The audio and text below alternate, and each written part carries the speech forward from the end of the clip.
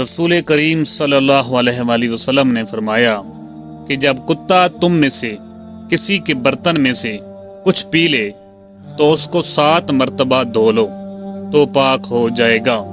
صحیح بخاری حدیث نمبر 172۔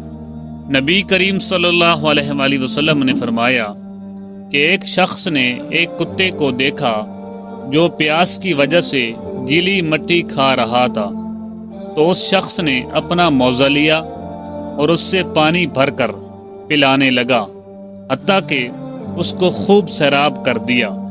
اللہ نے اس شخص کے اس کام کی قدر کی اور اسے جنت میں داخل کر دیا۔ صحیح بخاری حدیث نمبر 173۔ رسول اللہ صلی اللہ علیہ وآلہ وسلم کے زمانے میں کتے مسجد میں آتے جاتے تھے، لیکن لوگ ان جگہوں پر پانی نہیں چھڑکتے تھے۔ صحیح بخاری حدیث نمبر 174۔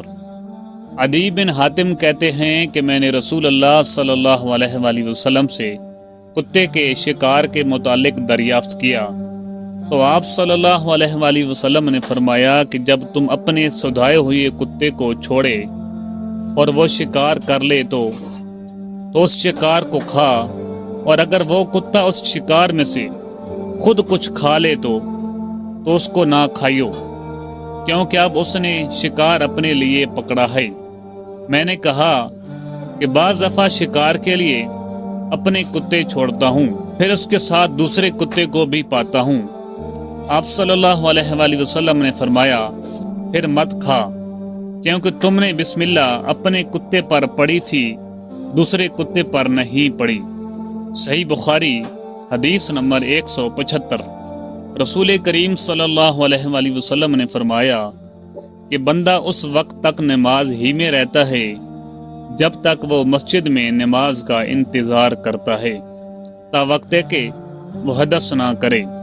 ایک اجمی آدمی نے پوچھا کہ اے ابو ہریرہ، حدث کیا چیز ہے؟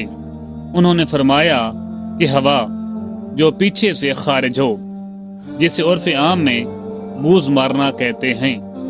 صحیح بخاری حدیث نمبر 176۔